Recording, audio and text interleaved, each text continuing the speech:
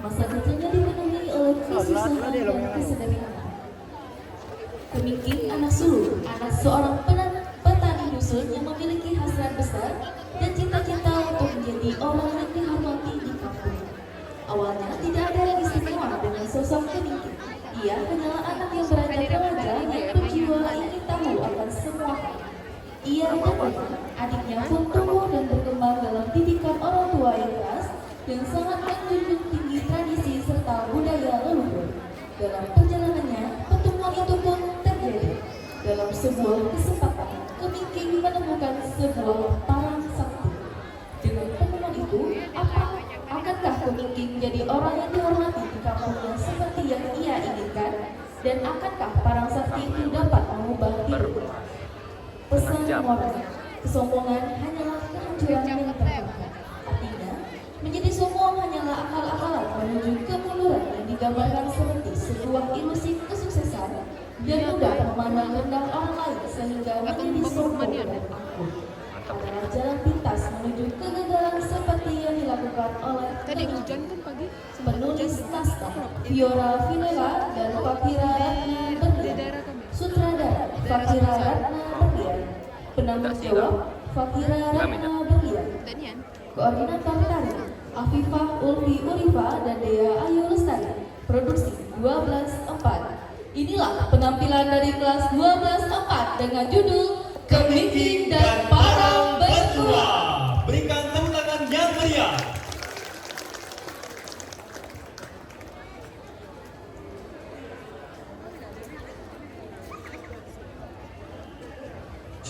Kampung Sarmiyani adalah kampung yang warna-warna. Warga di sana sangat ramah dan suka bergotong royong. Setiap hari terdengar gelak tawa anak-anak yang suka bermain layang-layang sambil kejar-kejaran.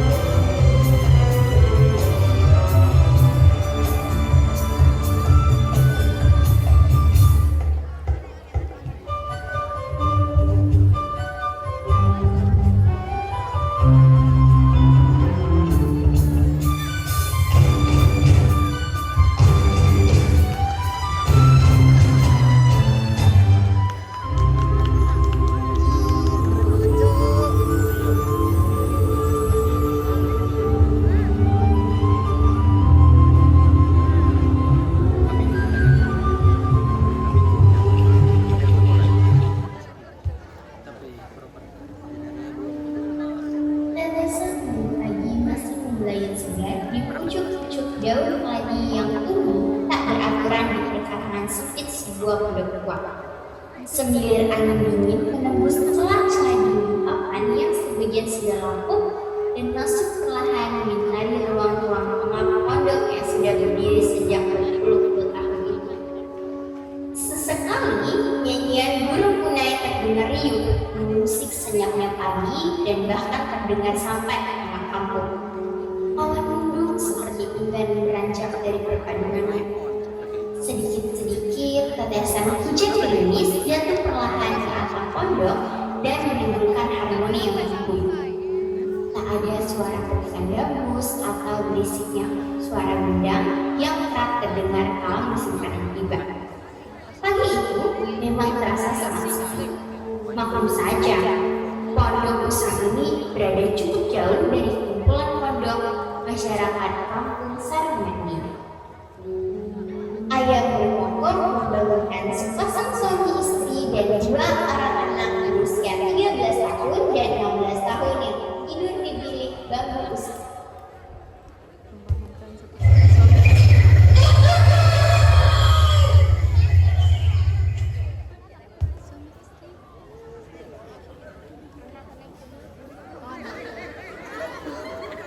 Bang, itu sarung aku, jangan ditarik-tarik. Ayo sini mah ambil. Katanya ini sarung milikmu. Abang, kembalikan sarungmu. Aku mau pakai. Tis, nangis lagi. Seperti anak kecil saja kamu. Ayah, abang ambil sarungku. Berisik, dasar, pengadu.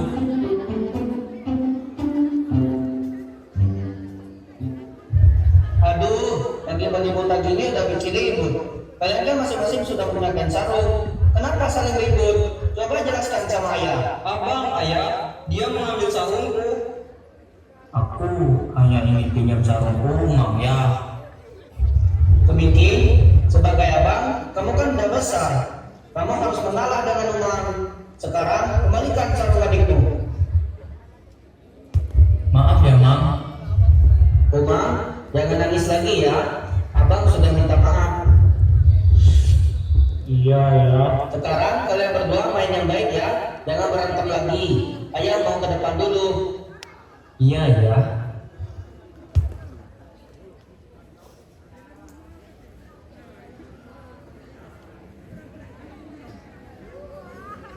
Kidung bangkit berdiri dari kursi dengan menghela nafas panjang. Sesekali kedua tangannya mengusap wajahnya tanpa lusuh. Kedua matanya mengarah pada jendela kecil yang ada di depannya.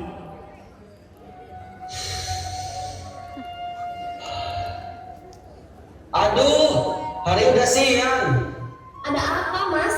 Kenapa berteriak? Kita kesiangan, Neng. Pasti karena kemarin sama Lalang di ladang. Iya, tidak apa-apa Mas. Kemingking dan Umar sudah bangun. Sudah, Neng. Mas tadi terbangun karena mereka sedang berebut sarung. Ya sudah, aku masuk dulu ya Mas. Iya.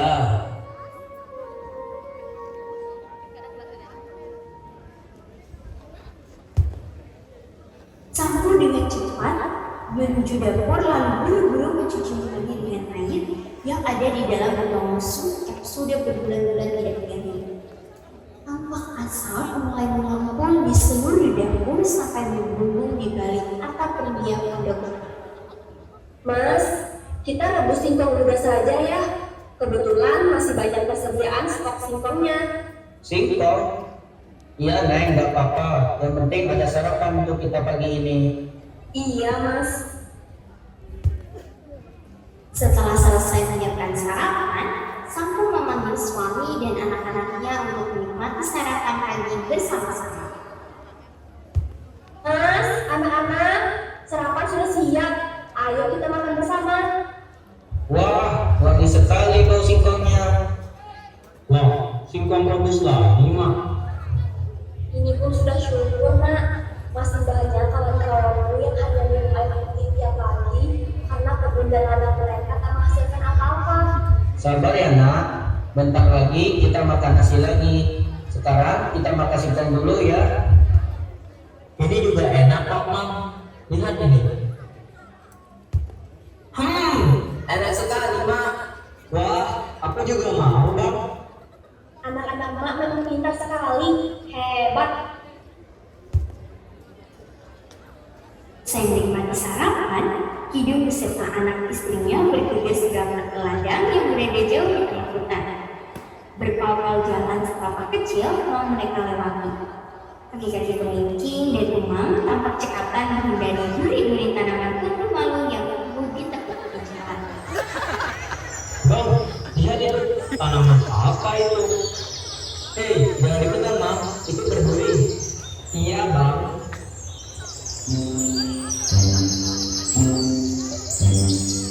Aduh, ada apa ini?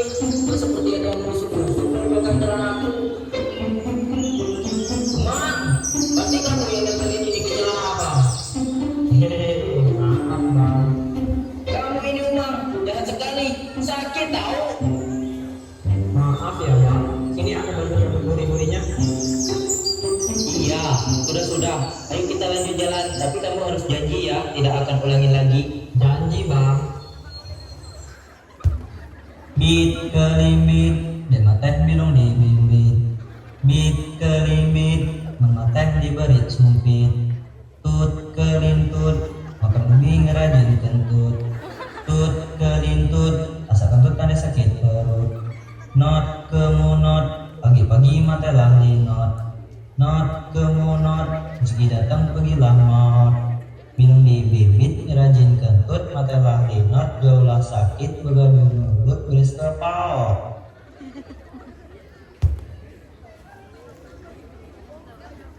Sekitar 1 jam berlalu. Mereka pun tiba di sebidang ladang yang cukup luas. Tampak padi darat memenuhi hampir seperempat luas ladang, dan di sisinya tumbuh beberapa jenis tanaman seperti jagung dan nanas. Hidung dan sapi pun langsung memeriksa sekeliling ladang mereka. Lama bersama, teriakan besar hidung terdengar membahana seisi belantara. Binatang kurang ajar, habis tanamanku kau makan. Neng, lihat ke sini. Lihat kulit tadi kita habis dimakan burung. Lihat juga ke sana, jagung sekecil itu pun habis dilahap landung. Aduh, Mas, kenapa bisa begini? Padahal kita sudah susah payah menanamnya. Mas, lihat, nanas kita masih kecil pun sudah habis dimakan dan membusuk. Mau makan apa kita, Mas? Astaga, padahal perangkap yang aku buat sudah cukup kuat, tapi mereka tetap saja bisa merusaknya. Bagaimana ini? Aku tidak tahu harus berbuat apa lagi, Mas. Sudah, Neng, sudah. Bagaimana kalau kita coba tanam tanaman yang tidak disukai burung di sekitar padi? Misalnya cabai atau bawang. Atau kita bisa pasang orang-orangan sawah untuk jaga ladang setiap hari. Aku setuju, Mas. Semoga saja kali ini berhasil. Sementara itu, dari kejauhan, Kemincing dan Emang tidak begitu mengerti dengan apa yang dibicarakan oleh ayah dan ibu mereka. Kedua bocah ini saling bertanya atas apa yang terjadi dengan ladang mereka. Mang, kenapa ayah dan mak seperti sedang bertengkar ya? Aku juga tidak tahu bang. Mungkin karena mak ingin masak lempah darat, tapi ayah menolak. Kan ayah tidak suka lempah darat. Aduh, kamu ini mang, percuma aku bertanya padamu. Bang, lihat, aku dapat 2 telur puyuh. Nanti kita rebus ya. Ayo bang, bantu aku cari lagi. Hei mang, jangan jauh-jauh. Musim hujan seperti ini banyak ular dan telur sarang. Kalau sudah dapat telur puyuhnya, kembali ke pondok lagi.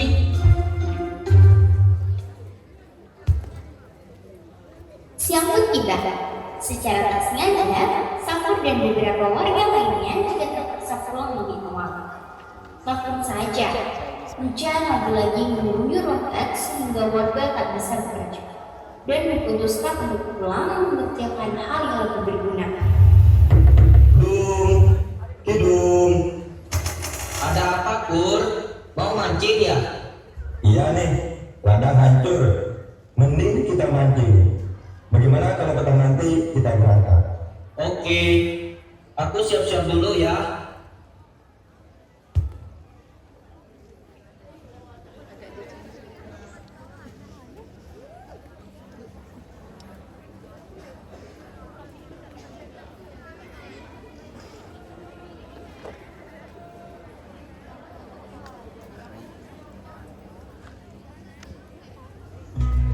Selesai memancing bersama Safur, Hidung kembali ke pondok. Hidung beserta kedua anaknya beristirahat sambil merebahkan badan di atas bambu teras pondok mereka. Sang kuing dari rumah Uce yang bergumam kesal lantaran isi ladangnya diacak-acak binatang.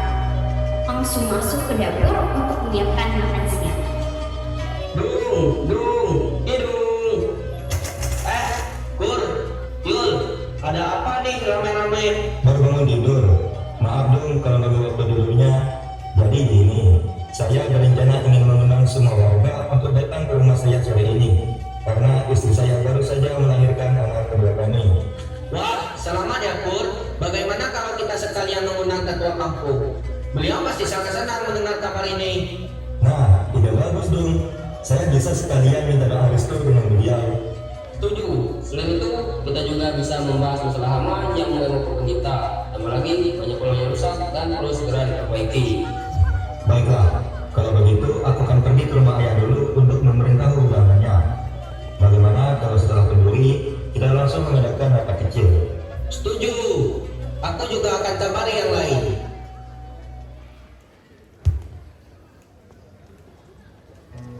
Sore ini, rumah Safur tampak ramai. Suasana tampak terang dan tidak ada warga yang terdengar. Maklum saja, acara pemberian seperti ini sangat jarang terjadi di kampung Sarangan. Tapi orang-orang yang mampu saja yang bisa menggelar pemberian ini. Kesempatan ini betul-betul dimanfaatkan oleh warga kampung untuk berkumpul dan bersama. Di sela-sela pemberian itu, ketua kampung membuka pembicaraan mengenai banyaknya ladang dan kebun warga yang diserang hama binatang. Ia juga menyinggung soal beberapa kolam di kampung dan sungai yang rusak, serta kerugian akibat tumpahan air dari bukit kecil tak jauh dari kampung Sarangan. Silakan bagi para warga yang mau memberikan pendapat agar bisa didengar warga yang lain. Masalah ini menjadi masalah kita semua sebagai warga kampung. Begini ketua, kami kurang paham penyebab banyaknya ladang dan kebun warga yang diganggu oleh hama binatang. Padahal tahun-tahun lalu kondisinya tidak seperti ini. Walaupun hama itu selalu ada, tapi sekarang kondisinya sangat parah. Betul ketua, kalau memang penyebabnya tidak tahu, tentu kita bisa perbaiki agar ada yang bisa menghasilkan lagi. Bencana ini salah kita semua. Sebagian besar dari kita warga kampung ini terlalu banyak memakai alam. Yuhai, Madi, dan warga lain misalnya. Mereka terus saja menebang pohon-pohon tua dan besar-besar untuk dijual kepada para saudagar. Setiap hari, kalian hanya menghabiskan isi kolam dan sungai tanpa memikirkan apakah ikan-ikan itu beranak pinak atau tidak. Coba kalian pikirkan. Warga yang dari tadi terdengar itu langsung terdiam ketika mendengar penjelasan dari ketua kampung.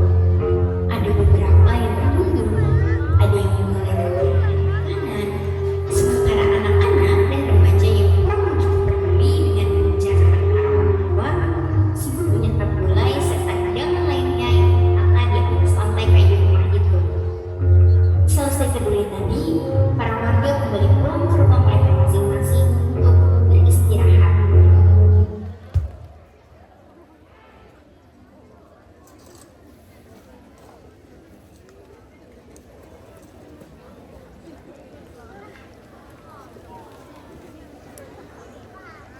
Beberapa hari berselang, suasana kampung memang terasa agak berbeda. Para warga kampung sudah mulai sadar akan kebenaran mereka dan berusaha untuk memperbaiki kesalahan mereka demi mempertahankan kampung Sarangan. Di, doa papanku sudah siap belum? Sudah Bal, ayo kita eksekusi ikan-ikan ini. Wah, Di, lihat, banyak sekali ikan di situ. Dulu kita sibuk nyari kayu, sekarang malah si mancing. Ya, Di, lebih seru begini kan? Kita bisa jaga hutan sambil dapat ikan buat makan malam. Betul juga. Terus, dengar-dengar kita mau nanam pohon karet. Iya, kata ketua agar tanahnya rusak jadi berguna lagi. Baguslah kalau begitu. Semoga tanamannya tumbuh subur dan hutan kita kembali lebat lagi. Amin, ya Allah. Sementara itu, di kebun belakang rumah Muhai, ia sibuk menanam singkong.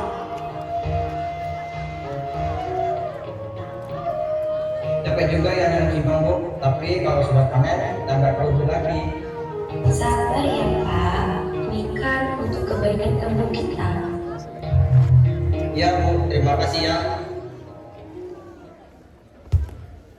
Siang itu, angin bertiup sangat kencang menghantam batang-batang pohon buku dan durian di kampung itu. Bahkan saking kencangnya angin berhembus, sarang kutilang sayuran kemingging terjatuh dari gantungan di teras pondok itu. Muncul rasa penasaran kemingging akan apa yang sedang terjadi. Melihat ibu dan adiknya masuk ke dalam pondok, ia memutuskan pergi keluar dan melihat-lihat situasi yang sangat aneh baginya. Hampir 2 kali ia melangkah melewati jalan tikus yang biasa ia lewati kala berangkat ke ladang. Setibanya di kaki pohon, secepat kilat petir menyambar sebatang pohon besar dan lebat tepat 10 meter di depannya.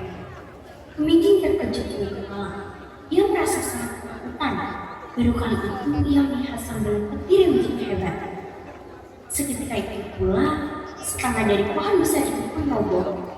Ia berlari sekecak-kecaknya. Jalan kakinya ia membatin dan meratapi kepergian tanpa izin dari ayah dan ibunya.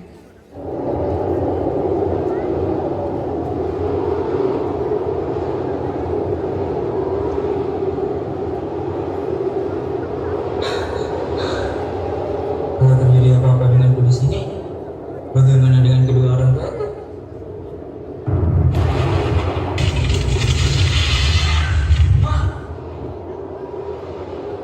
Enggak ada ini. Jangan-jangan ini hantu jahat yang suka menculik anak kecil. Hantunya bukan hantu. Ternyata sama pedang. Tapi pedang ini bentuknya unik sekali ya. Seperti kepala naga. Apa mungkin ini pedang seorang raja? Sudahlah, pedang apapun ini sebaiknya aku simpan dulu supaya tidak ketahuan orang lain. Sampai di rumah akan aku ceritakan pada ayah dan mak. Dengan dasar dulu, ia berlari secepatnya menuju pondok mereka yang di kampung. Belum tiba yang di karangan pondoknya, ibu sang ayah sudah nyamuk dengan dan luka. Kemana saja kau jalan petir begini? Ayah, aku hanya tadi saat aku sedang mencari kayu bakar di hutan, aku menemukan sesuatu yang sangat aneh karena tiba-tiba muncul suatu cahaya di balik tumbukan dan daun jeruk. Lihat ini ya.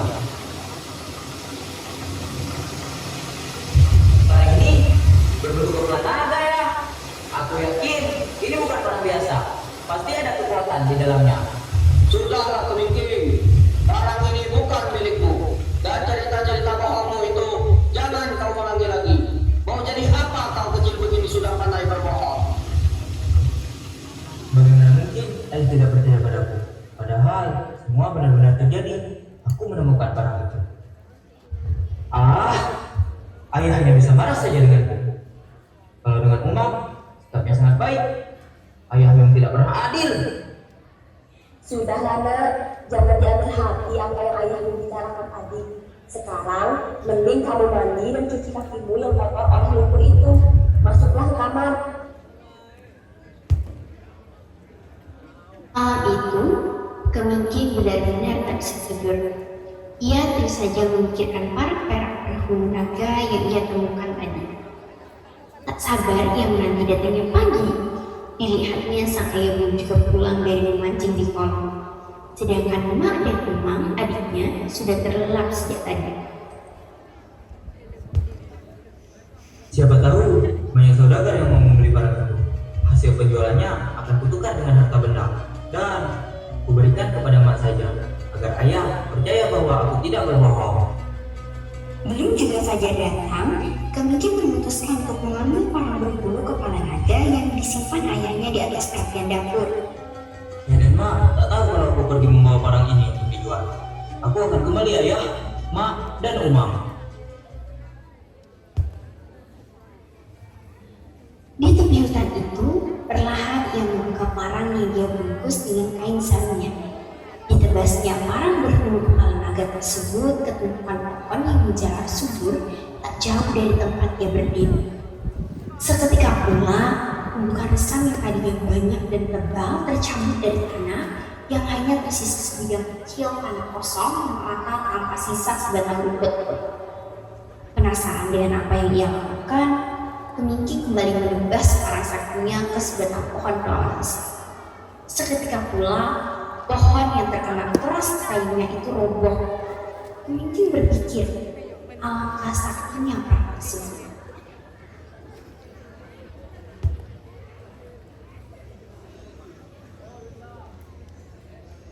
Kalau dijual, tentu aku akan rugi karena barang ini sangat sakti.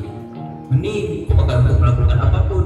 Siapa tahu barang ini bisa membuatku kaya. Apa aku coba dulu merantau ke negeri seberang?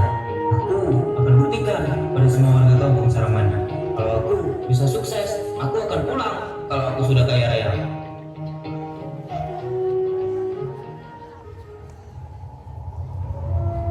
Sejak pemimpin memutuskan pergi dari kelompoknya dan meninggalkan keluarganya, ia menjadi pesohor dengan orang berdua yang ia miliki itu. Berbulan-bulan bahkan sudah 5 tahun semenjak ia memutuskan pergi, sama sekali tidak terpikir untuk kembali ke rumah mamanya. Tak terhitung sudah berapa ribu pohon yang tumbang.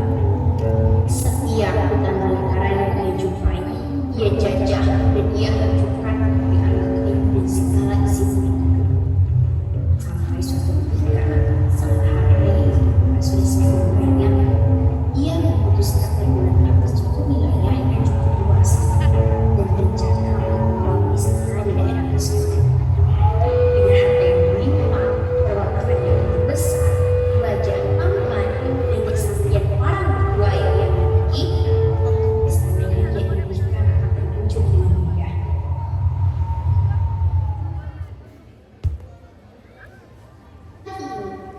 Hidung sudah berada di ladang melihat hasil ladang mereka yang mendapat diakannya. Tiba-tiba ada ibu sendiri lewat di depan ladang mereka. Loh, Dum, kamu kok masih bekerja di ladang? Bukannya sekarang pemilik sudah sangat sukses di kota ya? Harusnya kalian sekeluarga kan sudah menikmati hasil kerja keras anakmu loh. Oh iya, terima kasih ya Bu. Kebetulan kami berdua lebih nyaman untuk tinggal di sini. Oh, begitu. Semoga pemilik selalu sehat dan bahagia ya di sana.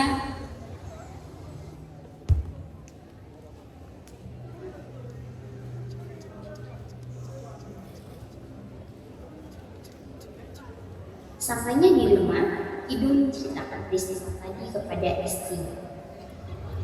Neng, tadi pas di ladang Mas ketemu sama Kusam ini. Beliau menanyakan soal kemingking. Biarkan saja Mas, hatiku sakit mendengarnya. Padahal dulunya adalah baik berdua. Sudah lah Neng, itu pilihan dirinya sendiri. Ayah, Mak, ada apa? Sepertinya kalian sedang membicarakan tentang apa? Gak apa-apa Nak. Ayah, Mak, kenapa? Kenapa setiap kali aku tanya soal abang, ayah dan Mak selalu diam dan tidak mau menceritakannya padaku? Nak, kamu sudah besar. Kamu tahu sendiri kan sikap abangmu? Tahu, Mak, tapi kenapa ya abang bisa berubah seperti itu? Mungkin karena godaan dunia yang terlalu besar Nak. Aku jadi kasihan dengan ayah dan Mak. Kamu anak yang baik Nak. Berbeda dengan abangmu. Kamu sudah jadi anak yang baik. Ayah dan Mak bangga sama kamu.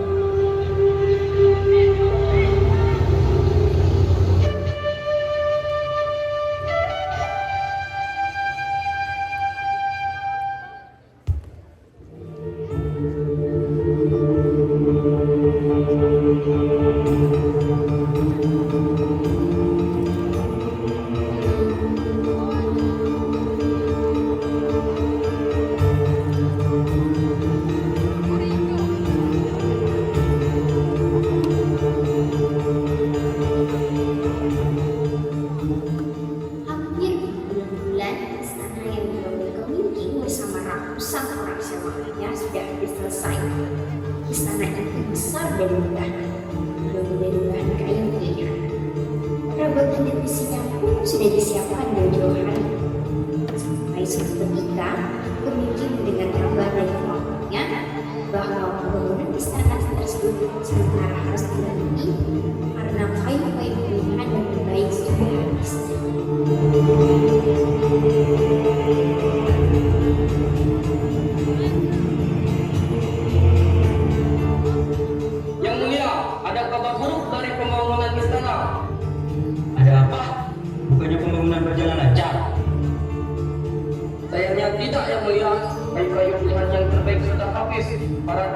bingung mencari penggantinya. Apa? Bagaimana ini bisa terjadi? Bukankah sudah kuperintahkan agar Taigo yang terbaik disiapkan dalam jumlah yang banyak? Kami sudah berusaha semaksimal mungkin, Yang Mulia. Namun, permintaan kayu untuk istana ini memang sangat besar. Ini sangat mengecewakan. Aku mau istanaku selesai secepatnya. Bagaimana dengan hutan-hutan di sekitar kerajaan? Apakah tidak ada kayu yang layak di sana? Ada Yang Mulia, hanya saja di hutan yang terdekat dengan kayu-kayu belawannya bagus-bagus. Jaraknya 60 pal dari sini. Kalau begitu, tunggu apa lagi? Kita segera berangkat ke hutan yang kau sebutkan itu. Tapi Yang Mulia, hutan itu bukan hutan sembarangan. Hutan itu adalah hutan adat yang ada di kampung Sarangnadi. Kampung Yang Mulia sendiri. Tentunya kami tidak berani untuk bertindak atau melapor pada Yang Mulia. Kesempatan ini sepertinya tepat bagiku untuk menunjukkan kepada seluruh warga kampung Sarangnadi bahwa aku bukan orang sembarang lagi. Sekalian akan kubawa ibu dan Uma untuk tinggal di istanaku nanti. Akhirnya dengan berbagai pertimbangan, ia memutuskan memerintahkan beberapa pekerjaannya untuk melakukan Sarangnadi. Kabar kepulangan Kemingking tersebar dengan cepat ke telinga warga kampung. Sebagian kecil ada yang memuji dan mengeluhkan Kemingking sebagai orang sakti.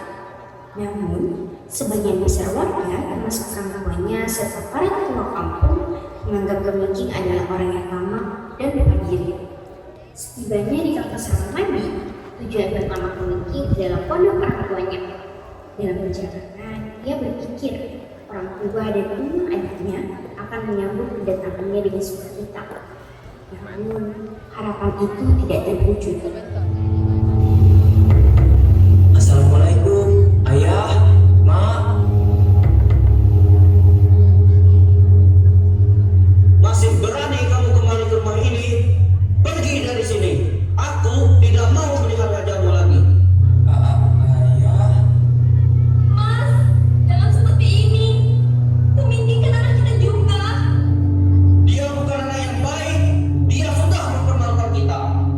Kemewahan yang kau bawa, harta yang kau miliki, kesaktian tangan bertuahmu tidak membuat kami tergoda dan akan mengikuti ajakanmu, Kemingking.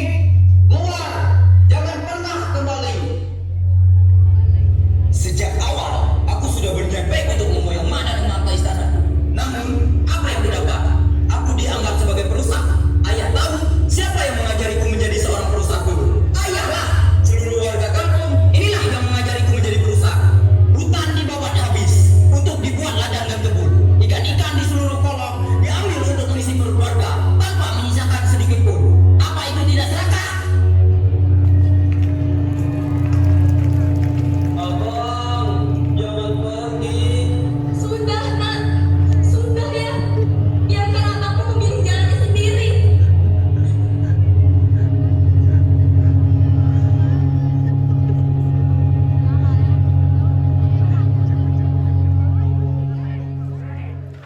Melihat penolakan dari keluarganya, Kemingking memerintahkan pengawal-pengawalnya untuk menuju rumah ketua kampung.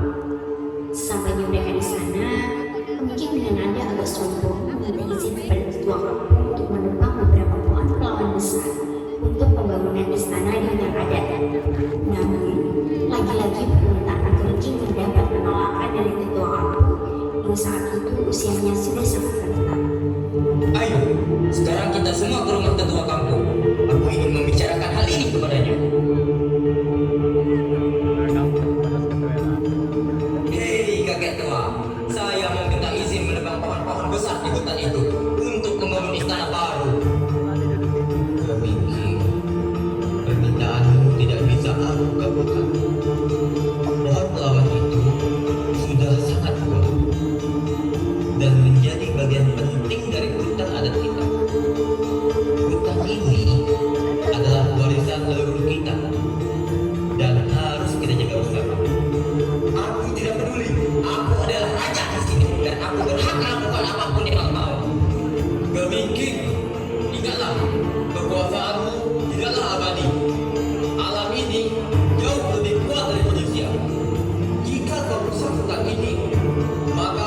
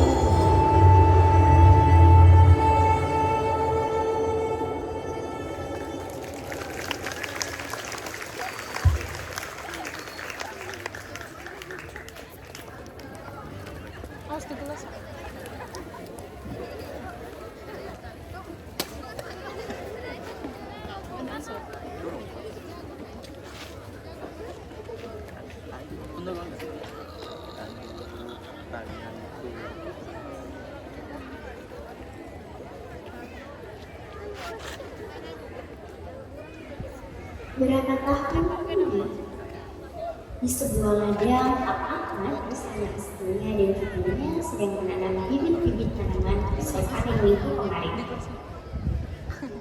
Dulu tempat ini hanya hutan belantara. Setelah kejadian angin puting beliung yang menghancurkan istana Niki, tempat ini berubah menjadi subur dan banyak ditemui pohon-pohon mawar. Iya Pak, karena di sini sangat subur, kita bisa menanam berbagai macam tanaman dan hasilnya melimpah. Kakek, nenek, kenapa desa kita memilih tempat pemimpin? Oh, itu ceritanya panjang cucuku. Dulu sebelum ada desa ini, di tempat ini ada seorang yang bernama Kumingki. Dia sangat sombong dan membangun istana yang sangat besar. Tapi karena kesombongannya, istana itu hancur disapu angin puting beliung. Terus, kenapa kita tidak malah memelihara anjing, Kek?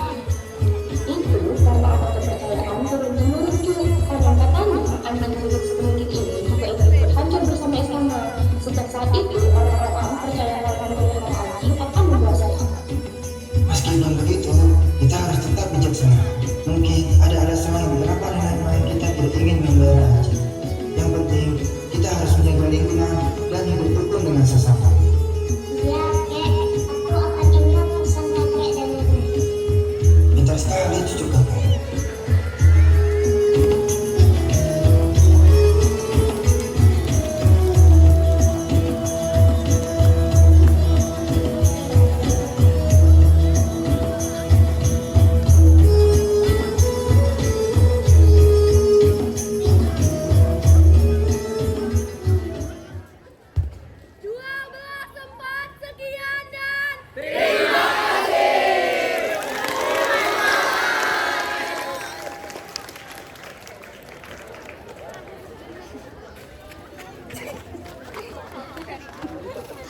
Endak nih, weh. Endak.